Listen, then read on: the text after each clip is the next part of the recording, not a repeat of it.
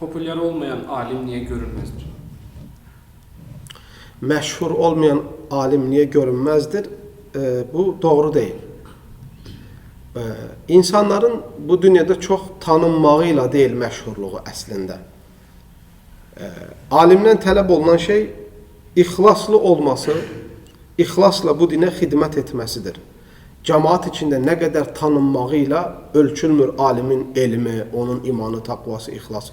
Kəsinliklə bu belə olmayıb.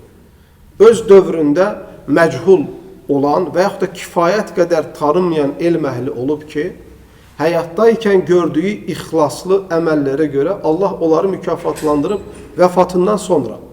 Onların kitabları yayılıb, onların elmi yayılıb, onların qoyduğu əsərlər sayəsində insanlar bəhrələniblər.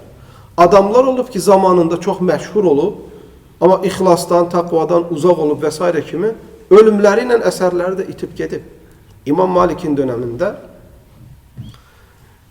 İmam Malik ilk hədis kitabını yazan alimdir. El-Muvatta kitabı. İmam Malik'in dönemində başqa alimlər də var idi. Muvatta adında hədis yazırlardı. Dini kitablar yazırlardı.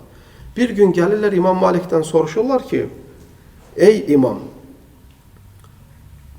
bu ümmət hansınızın Muvattanı oxuyub faydalanacaq? Hamınız Muvatta yazırsınız. Məşhur bir sözü var, deyir ki, qoy hər kəs yazsın. Bu muvattalardan yalnız ixlasla yazılanlar ümmətə fayda verəcək.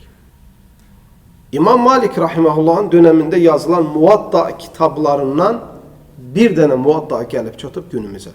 O da İmam Malik'in yazdığı.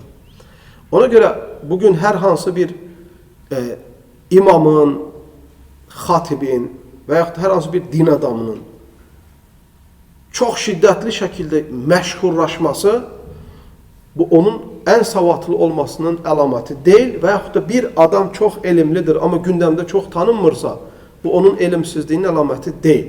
Sadəcə və sadəcə yaşadığımız dönemdə insanlar gənc nəslin xüsusilə əksəriyyəti media meyilli olduğu üçün və bu media aləmindən uzaq olan elm əhlini bir sürə tanımamaqlarına gətirib çıxarda bilər.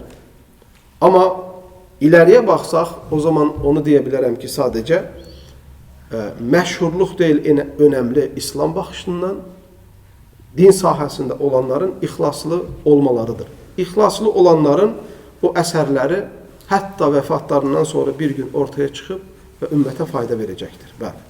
Allah razı olsun.